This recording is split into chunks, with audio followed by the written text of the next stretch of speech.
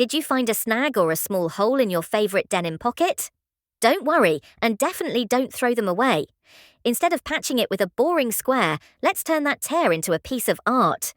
Grab a needle and some bright, contrasting embroidery floss. This teal colour looks amazing against black denim. We are going to create a radiating pattern. Start by bringing your needle up near the centre of the hole to begin your first stitch. Create a loop extending outward from the damage.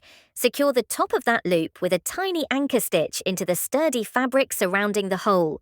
This technique effectively bridges the gap while creating a cute petal or ray shape. Continue this process in a circle, working your way around the hole. This is called visible mending.